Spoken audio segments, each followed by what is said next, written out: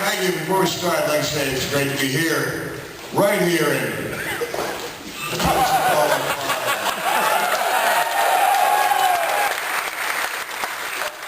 I don't know if you saw the night that I've been doing that. Mr. McMahon specified that I needed to start writing the names of the cities on my hand. There's nothing quite as empty as when you were not even through saying the name of the city when you realized you just said the wrong town. Right here, Pittsburgh, Pennsylvania. And that Pittsburgh is a big city for me. That was the home of the cell. That's where I broke in and learned to wrestle. And I realized not one person was cheering. Like by the time I got Pittsburgh out of my mouth, they were booing soundly. And from then on, I learned direct words to write the name of the town on my hand. So there you go. Such a beautiful moment too. It's like you get an extra pop out of it, right? Oh yeah, I used to laugh when I'd hear a story about Kerry Von Erich when he was like, hey, hello, how are you doing? And he went to the ring and I said, where are we at? I thought, that'll never happen to me. It's happened to me like 4 different times, so. Surprises now, in your opinion, because everybody's looking to spoil it, find out. Yeah, it is a little bit more difficult. And spoiling is the correct word because it makes it a little less fun for everybody. But I think when somebody gets a piece of information, they want to feel special by saying, look what I have. And I can understand that. But that's why that's a terrible segue for a best-selling author.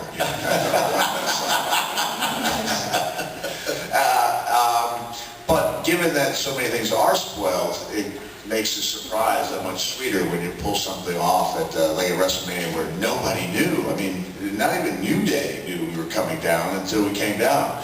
You know, so those surprises are great when you can actually pull them off. But you hate to think that great ideas don't get done because people find out about them and then the surprise is gone. So people, it's tough to say. You have a website and you pride yourself on getting information. It's tough to tell somebody not to go with it. But if it hurts the show, eventually it's bad for all of us if the stuff gets leaked. Yeah.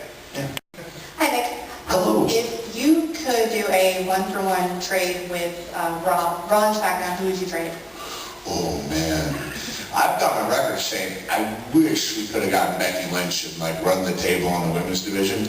Although I think that they've done a great job on their side by incorporating more women. And now that Naomi's champion, I think they ought to give her a run and see what she can do with that title. She's really talented. I think people have been into her character for a long time. I know like my wife comes running in when Naomi's on, and that's a pretty good meter because, my wife's been with me for 27 years and has seen it all. So when something, makes her run to the TV, it's something worth watching.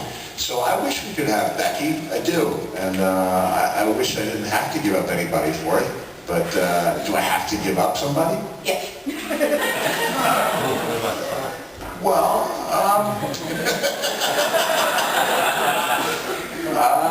I would give up, Whoa, not going there at all. We'll give up a male talent for somebody, okay? I wish Al Snow was still on the roster. There's a lot of great characters and superstars on SmackDown that I wish we could have. So, pretty good. For a while in like the late 90s, early 2000s, Pensacola was a bit of kind of a haven for wrestling, and if I'm not mistaken, you used to have a house here. I don't know if you lived there. I did in Navarre, at a gym, yeah. Yeah, my dad actually went to that gym. What's that? My dad actually went to that gym. Okay, cool. Yeah, so do you People think... are looking at me and going, you had a gym? Well, you were there You didn't personally attend that gym, did you? No, I was in the back playing with your son, actually, in Dewey. But anyway, do you think there was anything special about the area, especially since Roman Reigns and a couple other wrestlers have come out? Yeah, that's right. Yeah, he's always been a Pensacola guy. That doesn't involve genitals. Doesn't involve generals. Why did I have a strange experience with a general?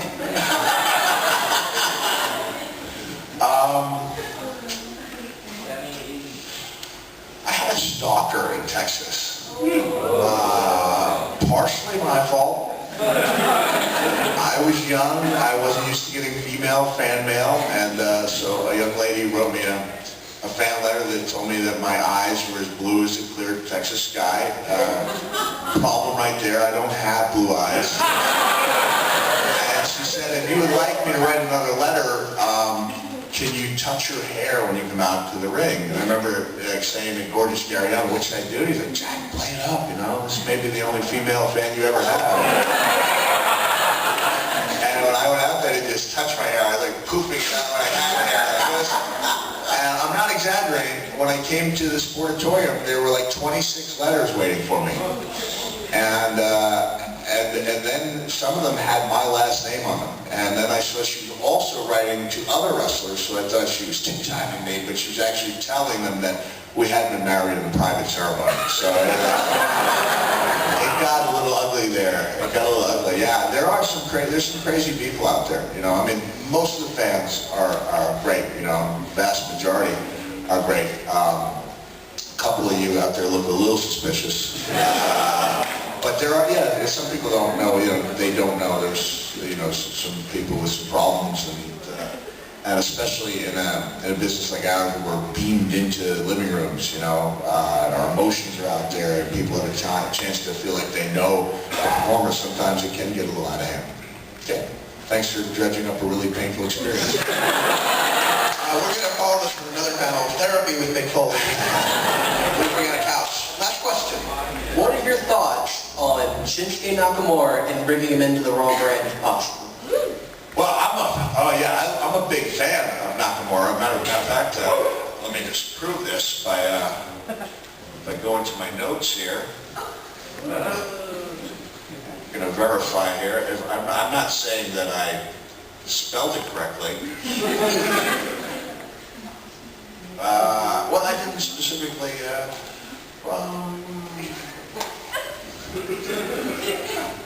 We're at a little crossroads here, you know, with the storyline where Stephanie said I was an embarrassment because of the way I acted, you know, when Samoa Joe was signed.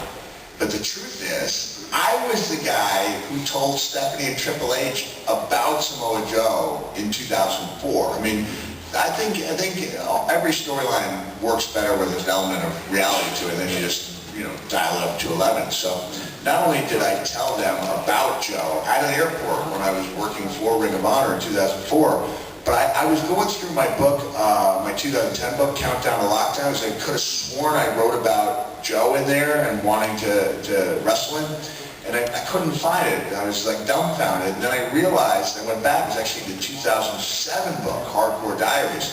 So that was the first time that any WWE book had ever mentioned TNA. So I've got it in writing, you know, that I was personally pushing for Samoa Joe in 2007, you know, 10 years before he actually made it to the roster. What was the question? Nakamura on the Raw roster? Oh, yeah. And so I'd like to weave that little bit of truth, and I'd like to, you know, I'd like to work a little fiction into the reality, because I hate being in a position where you're trying to explain the inexplicable. And so on draft night, it's inexplicable to me why Joe and why Nakamura and why Dawson and his partner, Wilder, why they weren't drafted. Please don't tell them I said that. Knowing Wilder's name. The Revival.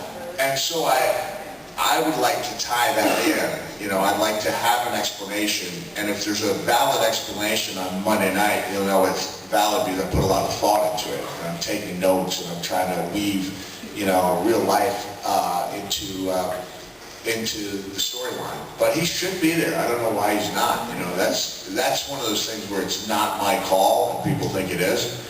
But he's, there's a video that I took, it's only about 20 seconds long. I was talking at a library in Kentucky, and I realized that NXT had a show literally, 15 minutes away from where I was.